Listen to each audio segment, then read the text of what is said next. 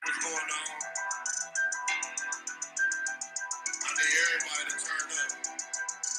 We're going all the way. Come on. You know the Tigers won again, bitch. You know the Tigers won again, for real. You know the Tigers won again. Come on. That's all we do is fucking win. Let's go. You know the Tigers won again, bitch. That is right, folks. I am on here to eat the most tasty, delicious, absolute best crow I have ever had in my entire life. Because I came on here just mere days ago and I said the Houston Astros were going to beat the Tigers in 3. It was going to be a close series. The Tigers were not going to get embarrassed in any of the games. Chris, what happened this series? Oh, they ended up sweeping them. That's right, baby. That's complete opposite of losing in a 3. The Tigers won again, and they are moving on to the ALDS. And you know what that means? We get to go to our first playoff game ever. Yep. You and me get to go to our first playoff game in just a matter of days. I will take the 3.5-hour journey up to Detroit, Michigan.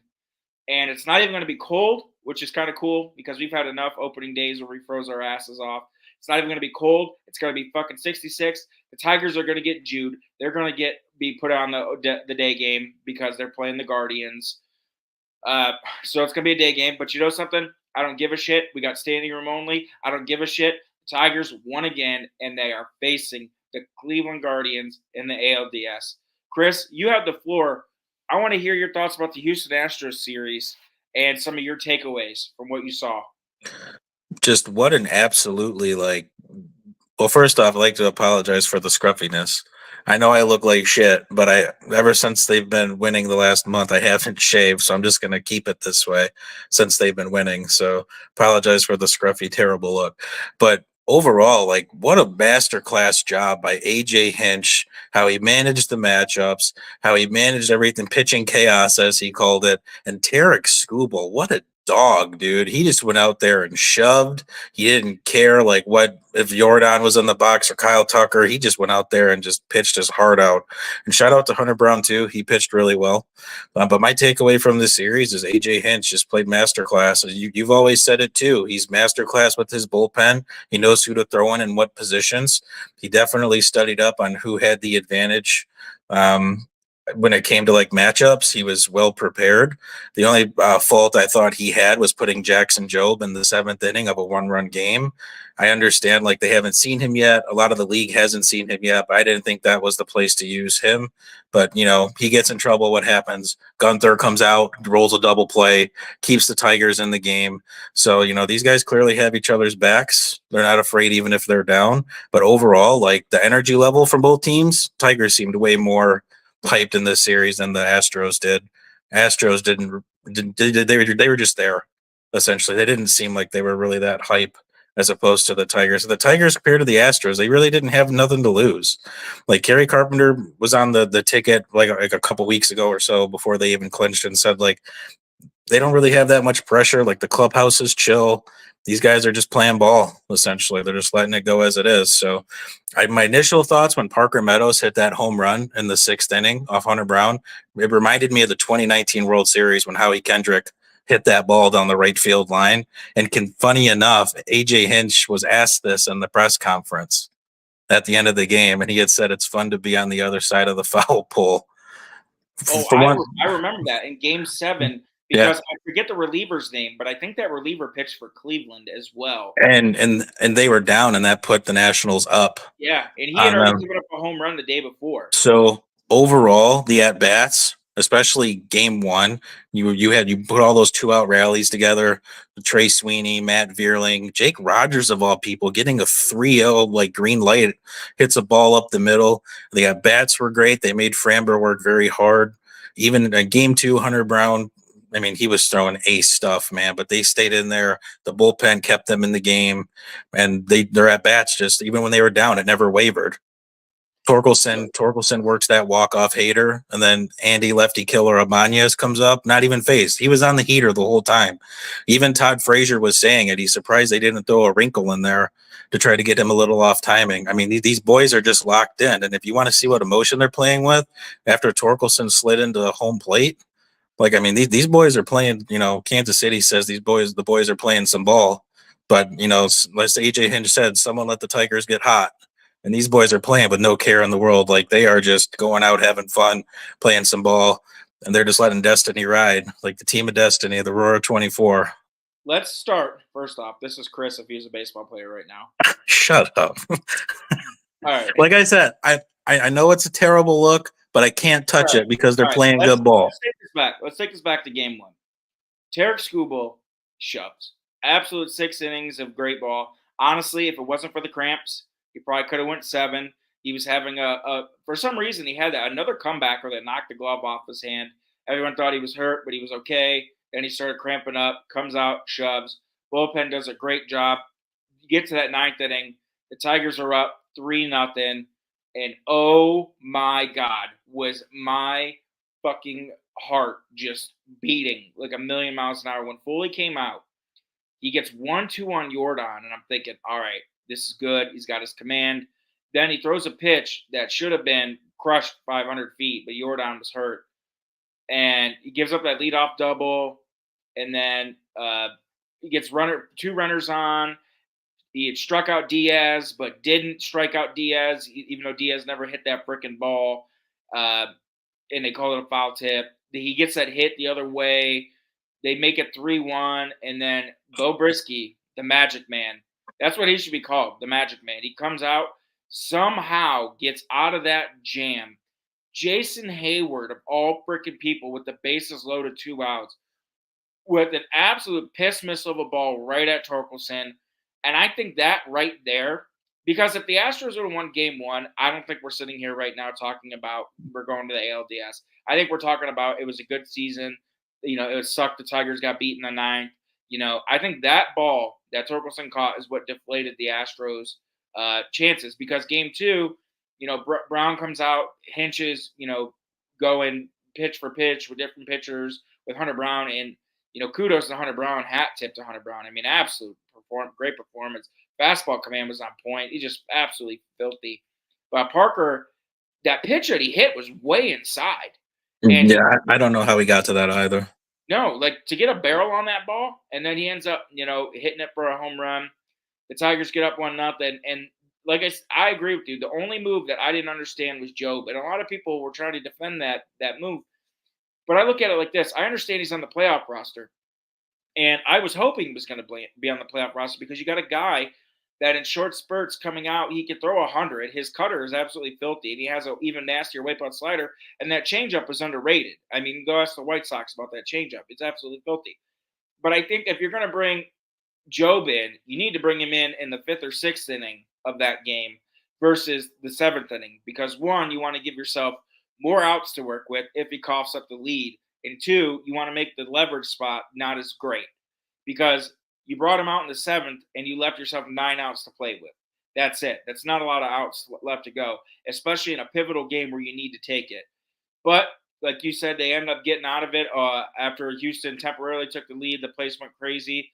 And I think after Hader had the bases loaded on him and Andy Ibanez hit that double, and he just kept that fucker fair, he hit that double, I think that absolutely took all what was left hope remaining out of their sails, because I don't think they expected the Tigers, a team that really is not that good offensively. I mean, you look, they scored less than 10 runs in 2 games on this Houston Astros team. I don't think they expected the Tigers to play the kind of defense they played. I mean, look at the final inning of that game, that ball that Parker Meadows caught up against the wall, and he caught it easily. I don't think they expected the Tigers to play that kind of defense, and I don't think they expected that the Tigers pitchers, who you don't know, whether it's Gunther, Hannafy, Holton, these guys they haven't saw really this whole season since the last time they played. I don't think they expected that kind of matchup. I don't think they expected that many different looks, and the way that Hinch put his pitchers in, I don't think they expected any of that. And the way it played out, you get to that 9th inning, they look defeated. Their at-bats were terrible. Because you look at that 9th inning the day before, it was gritty at-bats, and the Astros were putting pressure on them. Will Vest made that look easy, real easy. And the Tigers are moving on to go face the Cleveland Guardians. And, I live in Dayton, Ohio, so if I really wanted to, I could go up to Cleveland for a couple games. But I want to have my first playoff game in Detroit. I would never do that, go to Cleveland. But Well, we have to touch back to a fact too, like I know in the beginning I said like the Astros weren't playing with like seemed like a lot of energy, like they didn't care. It just didn't feel like the same Houston Astros team that everyone's been used to seeing the last 7 years. And the Tigers they should get credit for that because they really limited the amount of opportunities that team and that crowd had to really get rowdy. So I mean, you let the Astros back in that game for sure. You know, they take game one. Game two is over. Game one was a must win for the if you had Tigers. an MVP of the AL, the wild card, who's your MVP of that series? Oh, it's got to be. I think it's between a couple. It's got to be between Will Vest or Bo Brisky for sure. Or I feel Parker like Meadows. Or there's Parker Meadows. or Park. There's so many outliers. You could have went with Veerling. You could have went with Brisky, Vest, even Scooble for shoving the way he did in game one. I think I'd give it to Will Vest. And how about Will Vest? Yeah, because he struck out like 4 at one point. Like he He had was. 5 strikeouts total. Yeah, dude, he was just dealing. But even like what was I gonna say? Like the at bat like Chas McCormick had against Bo Brisky. Like Brisky was painting 100 on the corners, and like McCormick was still getting to it.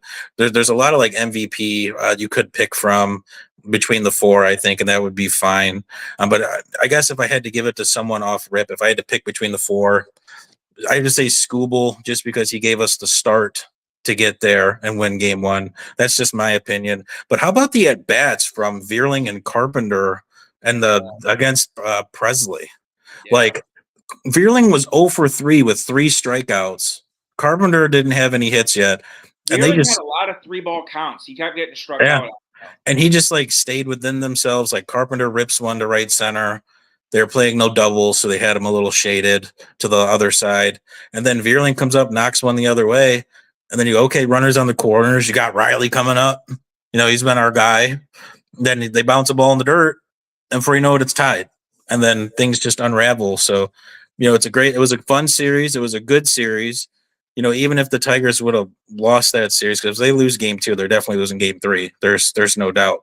Yep. So it's fun to see the boys playing competitive baseball. And no matter what happens at the end of this year, the Tigers just did something the Yankees couldn't do the last 7 years to Houston and beat them. So whatever happens this season, it's a huge success. If you guys want to watch some, hopefully they make it all the way, because obviously we're going. We want to see as deep as this goes.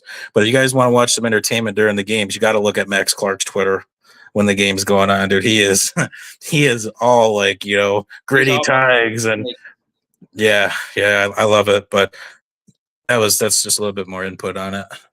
Okay, so let's move on. We get to go travel to Cleveland for the first 2 games of the series.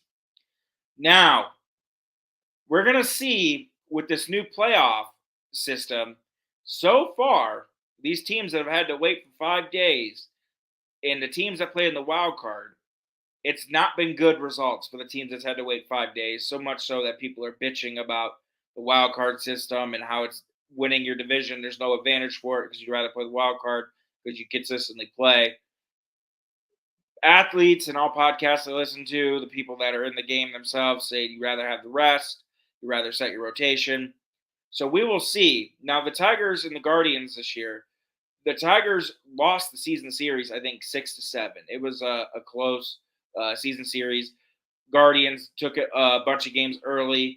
Tigers in the second half of them playing took bulk of the games in the back end. Guardians obviously took the season series. Now, this Guardians team, I was wrong about the Astros. I said the Astros and Guardians are going to be the 2 toughest gets in the AL because of their pitching. Well, you know, Framber comes out, was rattled, bad command. Tigers worked him for walks, had those 3 straight 2-out hits against him to get those runs. By the way, hat tip to Trey Sweeney. Everybody that said he couldn't hit left-handers, he says you're wrong. And 2-out RBIs say otherwise against Framber, who's a really good pitcher. So, but looking at that Cleveland Guardians bullpen, it is still no joke. It is no joke. And that Guardians team this year has been much better offensively. They actually changed that ballpark a little bit where they removed a section of the upper deck, which has actually changed the ball flight physics there, which they said is why the ball is carrying more. Now, if you look at their team, Bo Naylor this year had 13 homers. Josh Naylor this year had 31 homers. Jose Ramirez was almost 40-40. Stephen Kwan had 14 home runs. David Fry had 14 home runs. So they were much better in the power-wise. In this team, if I told you right now, out of 9 batters, Chris, how many of them struck out 100 times? How many would you guess out of 9 batters? Probably 2, maybe 3. Yeah, that was a good fucking guess. Yeah, I mean, 2 of them struck out 9 times. we only played them how many times this year? I mean, there's But talent all up and down that lineup, and that was one thing with Houston is some of their beat writers were even saying they had a lot of swing and miss in that lineup and a lot of chase. So definitely could have benefited. But this Cleveland team definitely has some disciplined hitters. I'm really nervous about Jose Ramirez because that dude just kills us all the time. and he's had an absolute career year against the Tigers this year because the Tigers shut him down last year, but he had an absolute insane year against the Tigers this year. All right, on the Tigers team, how many guys do you think struck out more than 100 times? The whole lineup. No, 3. But Jake 3. Rogers had 99, and Wenceel Perez had 92. So it was almost 5 guys that had over 100. But my point being is this team puts the ball in play a lot. You got a lot of good contact hitters, and you got serious power in the middle of the lineup. But the scary thing is their bullpen is so good. I think after this year, and I had the stat, but I can't remember it. But after this year, I think after 6 innings with a lead, the Guardians, I think, have only lost like maybe 1 or 2 games this entire year after 6 innings with a lead. Their bullpen is absolutely elite. Emmanuel Clase, your eventual Cy Young winner, what Cleveland fans keep saying, I think it's an absolute joke. But your eventual, he had an 0.61 ERA and 71 in the 3rd innings pitched. Cade Smith, 191 ERA. Hunter Gaddis, 157 ERA. Tim Herron, 192 ERA. Their worst pitcher of their 5 listed bullpen arms is Nick Sandlin with a 3.75 ERA. Absolutely insane amount of effectiveness in that bullpen back there, which goes to show you, the Tigers, them getting late inning rallies and doing what they've been doing, the gritty Tigs thing, they're going to have to do it in a 5-game set. They're going to have to do it a lot quicker than in the 7th or 8th because chances are when you hit that back of that bullpen, it's going to be a lot harder to hear that Tigers won again song because there's a big difference between that bullpen and Houston's bullpen. And that Cleveland team has been really good all year. So I think if the Tigers are going to win this series, they're going to have to get early leads, and Hinch is going to have to keep matching up how he's been matching up. Now, and I'm going to let you chime in on your thoughts here in a second. I think factors you have to consider coming into this series versus the Astros. The Astros hadn't saw you since like May. Cleveland has saw you recently within the last month and a half. So, and they're in your division, and they're familiar with you, way more familiar with you than how the Astros were. 2, the Astros series was only 3 games, and you only needed to win 2. You can go 1 starter and piece it together for a second game, no problem. When you got to take 3 games, they could potentially go 5. That's going to be a lot harder to piece together than it is a 3-game series when you only got to win 2 to move on. And at some point in this series, there's going to be a Kyler Montero. There's going to be a Casey Mize.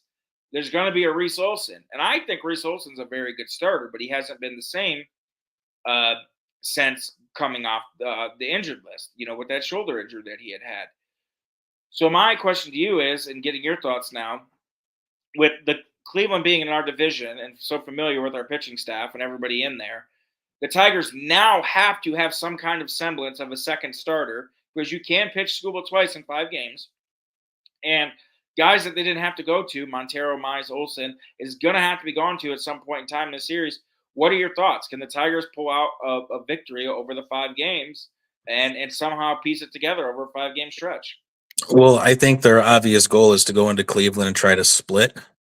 Obviously, if you can take both games, that's huge. but I think the goal is just to split and try to finish it in Detroit. Obviously, to have any success against this team, as you mentioned, the back end of their bullpen is just insanely good, and it's going to be really hard to have any of those late rallies that we've been used to seeing. But you also got to have faith in these kids. I mean, look what they did to Houston's bullpen. When Houston led after the 8th inning in the last 47 games, they never lost. So, I mean, the Tigers clearly can break in on any good bullpen. Let me ask you, though. If that was Emmanuel Hang on. Let me finish. Oh, yeah. I mean, he still has to throw the ball over the plate. And that's the beauty of baseball. You never know what could happen at any given time. I will say their chances are obviously 0.1%, like everyone else has bet on the league against Class A because he's filthy.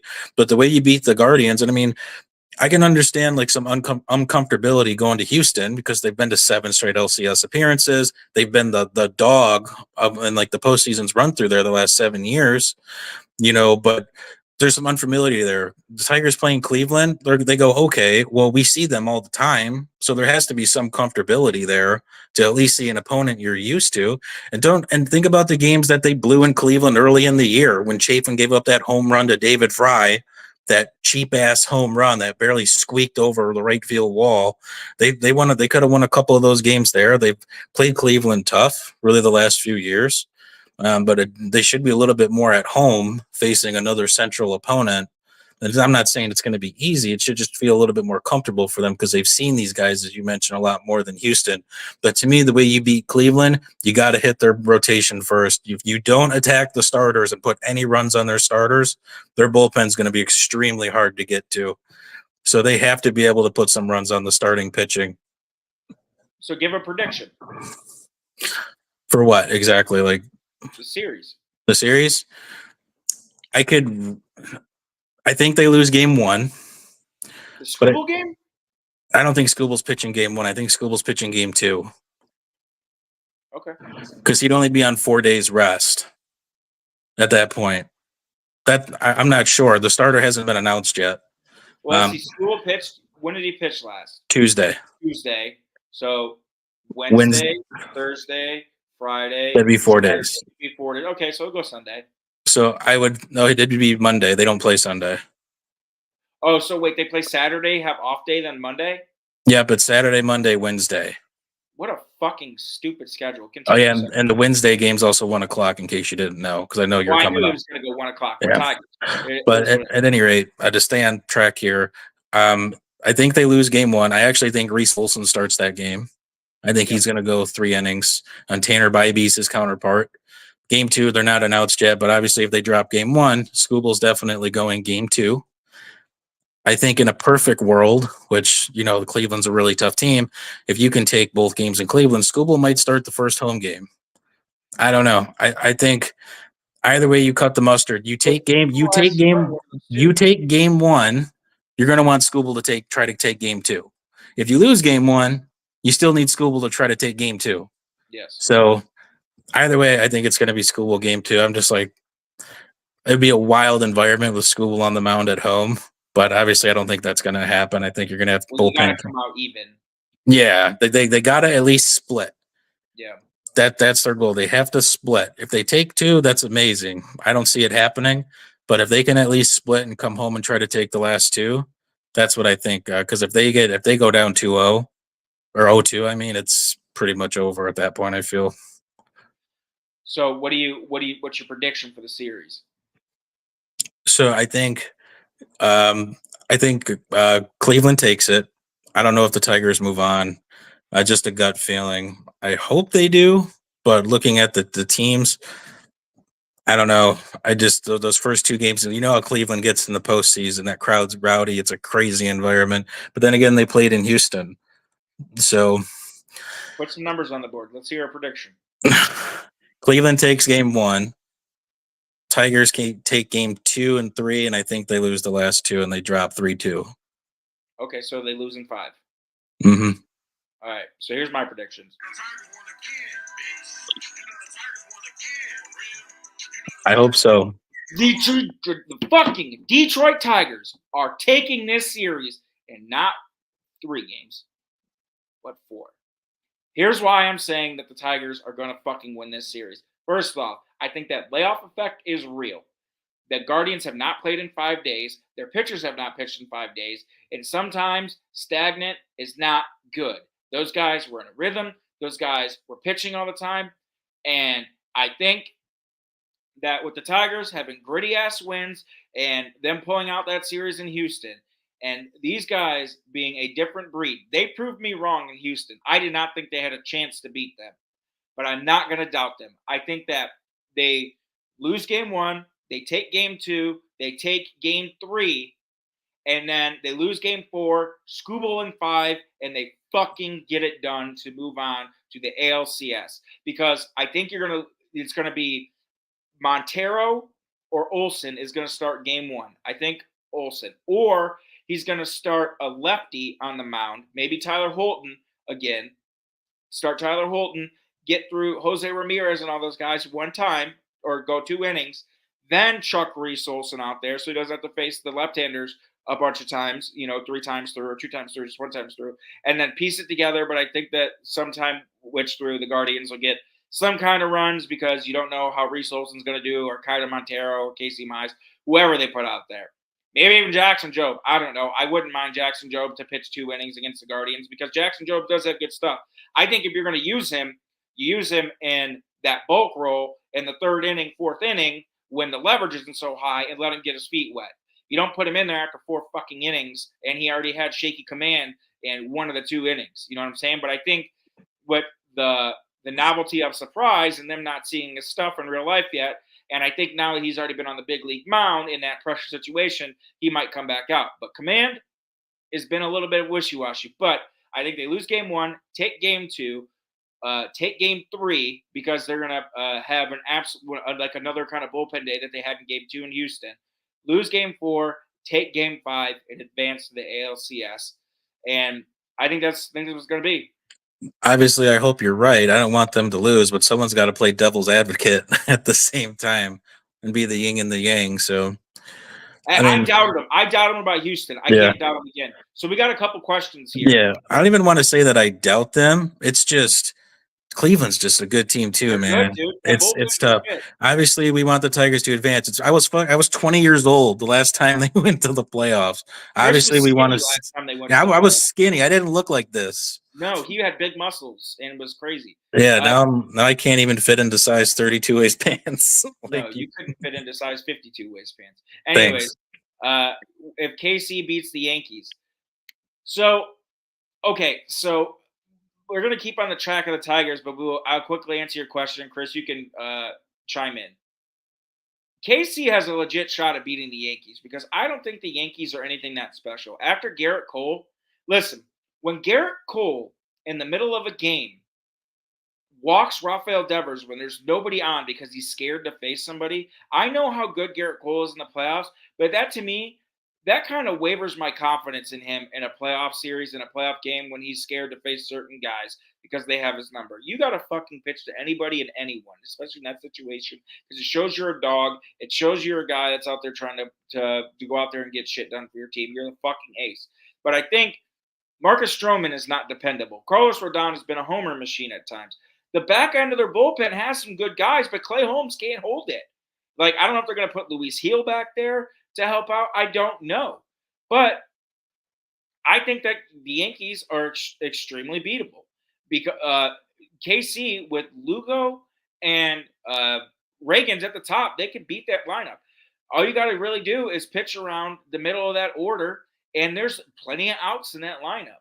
And there's a team that has blown a lot of leads late in the back of their bullpen. So I think the Royals could very well beat the Yankees. Who are you going to pick that series?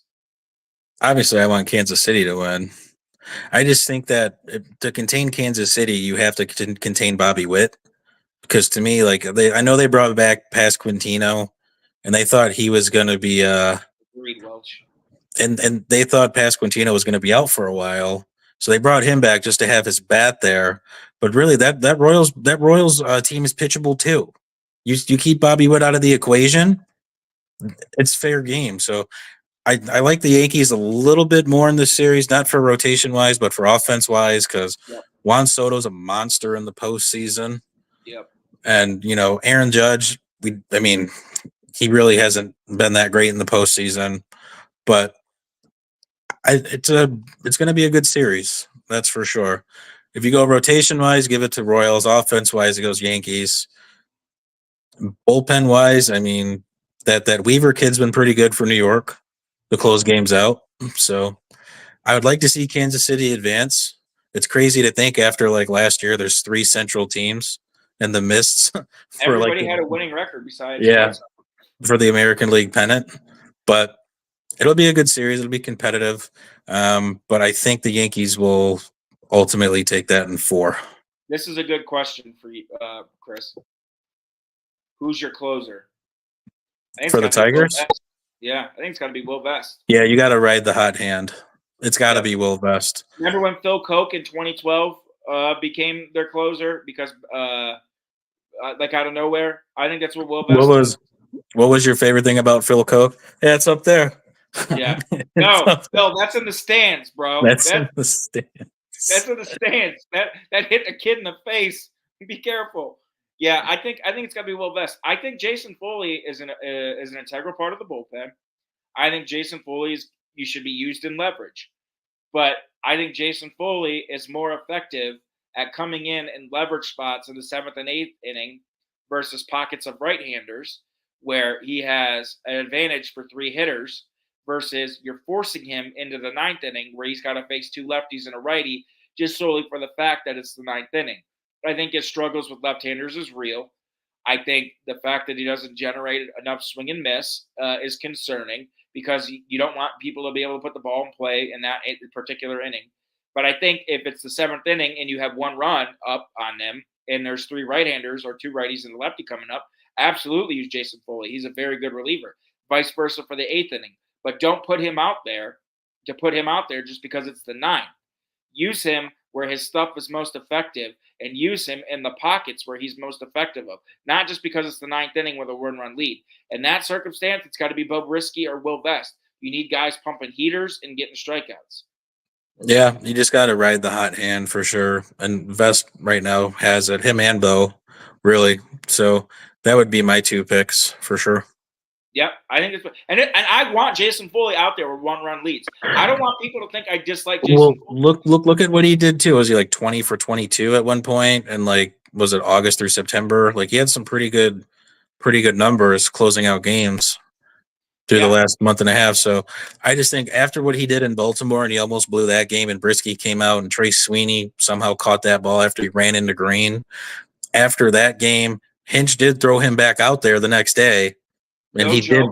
I got to show you guys this. After Trace Sweeney caught that ball in Baltimore, I legitimately bought his rookie card because Yeah, I was he did. fucking guy right Well, there. to be fair, it wasn't just because of that play. You saw this kid play for like the first week, and you were just like, he's already becoming one of my favorite Tigers, just because I said that quick. This kid is so sure-handed at shortstop. Yep. And his bat's been there. I mean, and he's kind of strikeout prone, but he still gives gritty at bats. Yeah, he does. Yeah. You know, and he's but I mean, how many times you see Javier Baez? Yeah, he can make some flashy plays, but he can't hit Torkelson in the chest. Like, nope. You know what I mean? Our only option at shortstop was Ryan Kreidler, but he doesn't provide anything with the bat. Yeah. So really his defense was just all right. So Sweeney's been really solid over there. But to touch on that, I mean, it's so like watching this guy field shortstop is just everything he touches, you know, he's going to hit Torkelson in the chest. Yep. I don't really know if he's even bounced the ball yet. Also, too, shout out to Zach McKinstry on that ball down the third baseline in game 2. Like he freaking that against Altuve, it went down. It almost went down the third baseline. It was a one-hop bullet to Torkelson. Hell of a play, man. Yeah, that was quick, man. So we got a couple more questions in here, so this doesn't run forever. We actually have a boatload of comments, most I've ever had ever. Noah said, "Do you guys think that J Ram?" We actually touched on this a few minutes ago. Shows up this series. Hope not. I had said this earlier that he has really destroyed the Tigers this year, and I hope he doesn't. That's all I gotta say. I hope not either. Because he's clutch. That guy gets nothing but big hits. He is a postseason hitter. He is a big-time hitter. He hits when the lights are the brightest. He is no joke. J-Ram is one of the best hitters I've ever seen in my entire life, and I say that with all sincerity. I've been watching baseball since 2003. I got to watch Barry Bonds at the peak of the steroidness, even though I still think he's the greatest hitter I've ever watched. Albert Pujols, I saw his entire prime. Manny Ramirez, like J-Ram is up there with some of the best hitters I've ever saw. And if he played in like New York, he would be a mega superstar all throughout baseball. He is no joke. He's a dangerous man, and he hits when it counts. That's If all they I gotta say. if they control J Ram, they can control that series. It's going to be tough, but they just got to control him. What blows about him is he's a switch, Yeah. so you can't really handedness him to death. You just gotta hopefully, they're gonna. I think his power numbers are a little bit weaker from the right side, but that's probably just because he faces more righties than he faces lefties. So that's probably why. I'm sure if you gave him enough at bats against lefties, you'd have almost 40 home runs off of them too. But I think it's just about keeping him in the ballpark, try to make him expand the zone, and if you got a base open, don't be afraid to walk him because you don't want that guy to beat you. I'd rather let David Fry have one of them cheap pussy home runs against your best reliever than J-Ram come up and knock it out the park in a spot where you had a base open. And that's the thing where the Orioles failed against Kansas City. You let Bobby Witt beat you twice. Mm-hmm. If I'm going to get beat, it ain't going to be the best hitter. That's for sure. Walk J-Ram. Didn't they walk J-Ram 3 times in one game not too long ago? Mm-hmm. So if there's a base open, just give it to them, depending on the situation. But there doesn't need to be. I know Will Vest and Bo Brisky are out there pumping like FU fastballs, but there ain't no reason to tempt that man because that man can hit FU fastballs. Mm-hmm. There ain't no reason to play with that kind of fire. So, but all right. So I'm going Detroit in 5. You're going Cleveland in 5.